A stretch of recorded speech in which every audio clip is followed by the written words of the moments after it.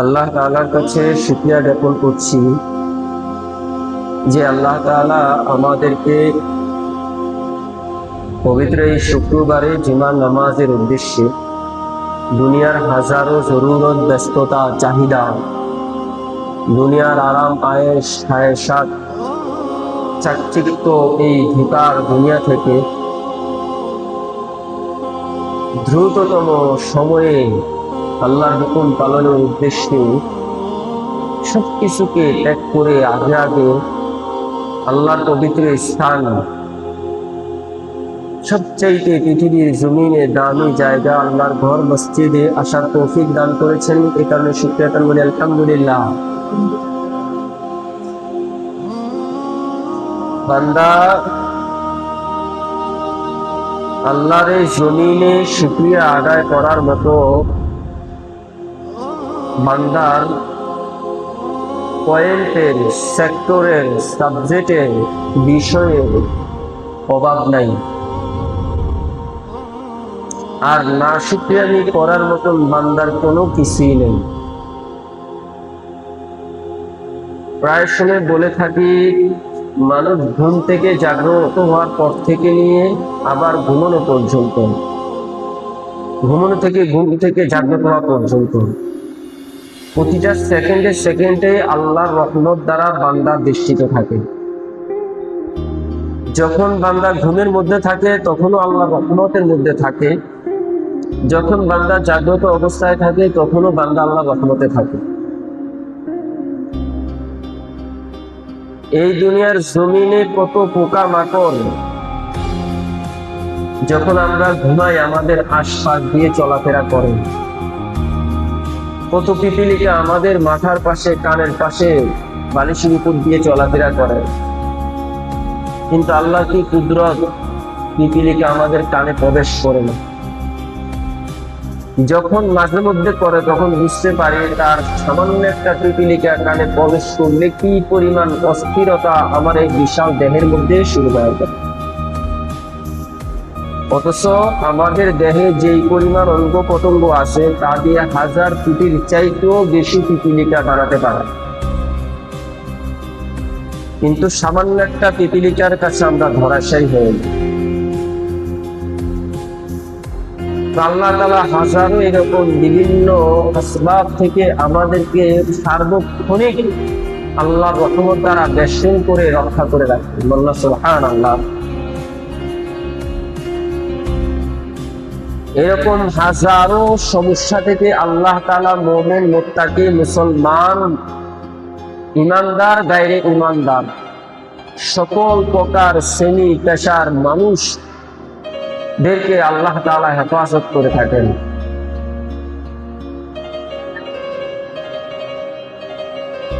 এই যে আল্লাহর রহমত দ্বারা আমরা সবসময় বেষ্টিত থাকি, এটা একমাত্র আল্লাহর কুদরত ছাড়া আর কিছুই না।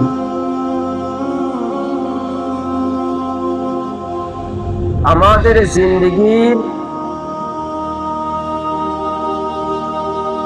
শুকরিয়া আদায় করা ছাড়া আমাদের জিন্দেগিতে একটা সেকেন্ডও নাই যে এই সেকেন্ডে আল্লাহর আমরা কোনো নাজ নিয়ামত গ্রহণ করি। এই কারণে প্রতিটা সেকেন্ডে সেকেন্ডে শুকরিয়া আদায় করা দরকার। এমন কোনো কি নাই, সেকেন্ড নাই যে সেকেন্ডে বান্দা আল্লাহর নিয়ামত কি করে না, গ্রহণ করে না বিনা পয়সায়। আপনার প্রতি সেকেন্ডে চোখ দিয়ে দেখতেছি, প্রতি সেকেন্ডে সেকেন্ডে কয়েক হাজার কিলোমিটার বেগে আপনার শরীরের ভিতরে রক্ত প্রবাহিত হইতেছে।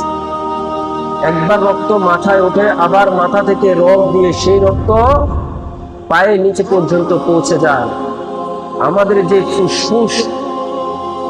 যে ফুসফুসের কারণে আমাদের শরীরে হার্টবিট, আমাদের শ্বাস নিঃশ্বাস আপ ডাউন হয় শরীরের মধ্যে, এই ফুসফুস যখন এভাবে চাপ মারে তখন এটার একটা রক্তের একটা পাম্পিং হয়।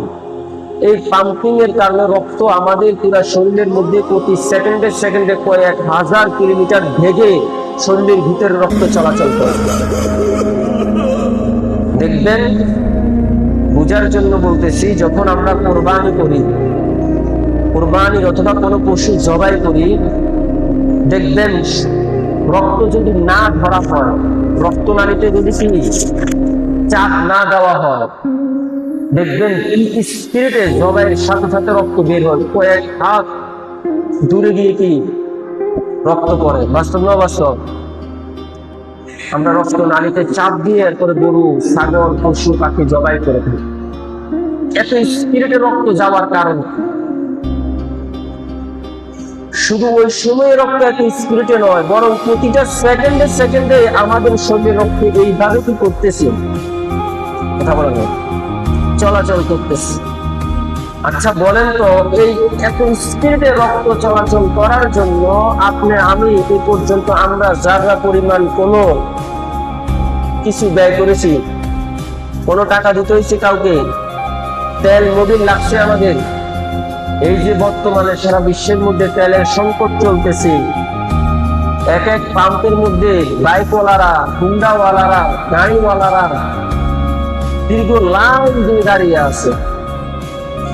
কিছুদিন আগে দেখলাম এক ট্রাকওয়ালা এরকম তেল না পেয়ে পাম্পের ম্যানেজারকে গাড়ির তলে ফেসে ফেলছে। সামান্য তেলের কারণে মানুষের কাছে মানুষের জান কিনা নিরাপদ না। সামান্য কিসের কারণে? 2-4 লিটার তেল, 1-1,500 টাকার তেলের জন্য মানুষের জান মানুষের কাছে নিরাপদ না। যেই জায়গার মধ্যে একটা মানুষ মানুষের কাছে নিরাপদ না, ওই সময়ে যেই সময়ে পৃথিবীর প্রত্যেকটা বাতাস পর্যন্ত দূষিত বিভিন্ন কেমিক্যালের কারণে, যেই সময়ে ঘর থেকে বের হতে আমরা চিন্তা করি আবার নিরাপদে ঘরে ফিরে যেতে পারবো কিনা, ওই কঠিন মুহূর্তে আল্লাহর হাজারো নিয়ামত আমরা প্রতিটা সেকেন্ডে সেকেন্ডে ভোগ করতেছি। বললাম সুবহানাল্লাহ। এটা তো বললাম সামান্য রক্তের কথা। প্রতি সেকেন্ডে সেকেন্ডে আপনার ফুসফুস এইভাবে চাপ দিয়ে শ্বাস বের করতেছে, আবার ফুলে গিয়ে শ্বাস টানতেছে। এই যে এই মেশিনটা চলতেছে, এই চলার পিছনে বলেন তো আপনার আমার কোনো কিছু আছে কি? অথচ আমাদের এই ফ্যানগুলো চলতেছে কারেন্টের মাধ্যমে, সুইচ দেওয়া লাগে, টাকা দেওয়া লাগে, বিদ্যুৎ পে না করলে কয়েক মাস করে লাইন কেটে দেয়, ঠিক কিনা? কিন্তু আপনার শরীরের ভিতরে যদি ফুসফুস এইভাবে চলতেছে, আপনি কোন জিনিস আপনার শরীরের সাথে সম্পৃক্ত করে রেখেছেন যেটার কারণে আপনার ফুসফুস এইভাবে চলতেছে? বলুন তো। না কোনো কারেন্ট আছে, না কোনো তেল, মোবিল, ডিজেল, অকটেল, পেট্রোল আপনার শরীরের মধ্যে আপনার প্রয়োগ করেছেন। কখনো কি চিন্তা করে দেখেছেন এই 3.5 হাত বড়িটা সবকিছু থেকে মুক্ত, কিন্তু এর ভিতরে আল্লাহ তাআলা হাজারো মেশিনকে এইভাবে আপনার শরীরের ভিতরে পরিচালনা করতেছে। বলুন সুবহানাল্লাহ। এই কারণে সূরা রহমানের মধ্যে আল্লাহ তাআলা বলেন, ফাবিআইয়ি আলা'i রাব্বিকুমা তুকাযযিবান।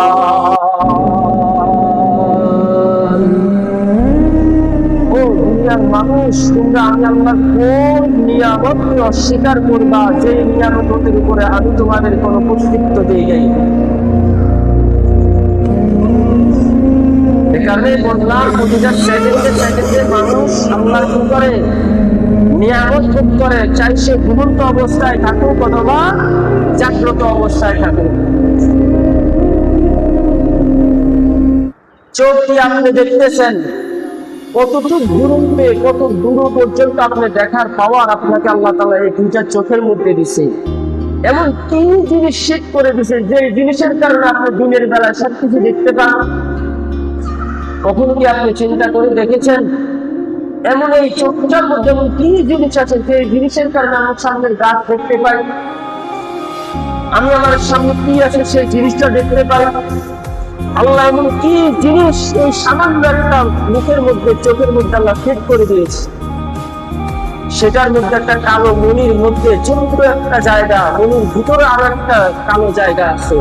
ওই সামান্য পাওয়ার যেটার কারণে আমি আল্লাহর নাজ নিয়ামত আমার সামনে দেখতে পাই, অথচ এইরকম চক্ষু পুরোপুরি আছে কিন্তু আরব বান্দা কিছুই দেখতে পায় না, ঠিক না?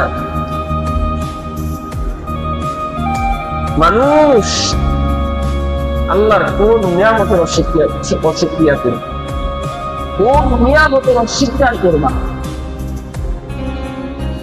আপনি প্রতিটা সেকেন্ডে চিন্তা করতেছেন, যতক্ষণ আপনার চক্ষু খোলা থাকে ততক্ষণ আপনার ব্রেন দিয়ে আপনি কোনো জিনিস ভাবতেছেন। আপনি এই যে ভাবার চিন্তা, ভিতরে কোনো জিনিসের চিন্তা চেতনা জাগ্রত হইতেছে।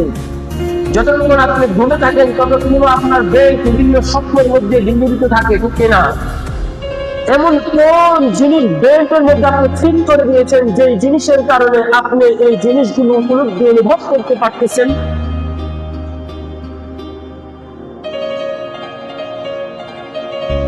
আপনার কান আপনাকে প্রতিটা সেকেন্ডে বাইরের বিভিন্ন আওয়াজের সংবাদ দিতেছে, সেটা সুখ আওয়াজ না কুক আওয়াজ। এই যে আওয়াজ আপনি পাইতেছেন, কখনো কি চিন্তা করে দেখেছেন কানের ভিতরে এমন কোন জিনিস সেট করে দিয়েছেন যেটার কারণে আওয়াজ আপনার অনুভূতি হইতেছে? বান্দা সেই পরিমাণ আল্লাহর নাফরমানি করে, আল্লাহ ওই পরিমাণ যদি বান্দার একটা জিনিস করে বন্ধ করে দিত, বান্দার জন্মের পর পরেই আবার শেষ হয়ে যাইত, ঠিক কিনা?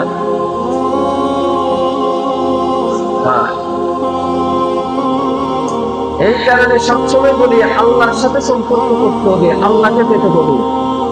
আল্লাহকে কি করতে হবে? সম্পর্ক করতে হবে, আল্লাহকে পেতে হবে। যেই ব্যক্তি আল্লাহকে পেয়ে গেল তার সব কিছু কি হয়ে গেল? অর্জন। আল্লাহ বলা মানুষগুলোকে আল্লাহর সাথে জড়িত করে দেওয়া। আল্লাহ বলা মানুষগুলোকে কি করা? আল্লাহর সাথে মিলিয়ে দেওয়াই হচ্ছে মূল দাঈ, আলেম, হকপন্থী, দিনদার, ফরেজগার, আলেম, ওলামায়ে কেরাম ব্যক্তিদের দায়িত্ব।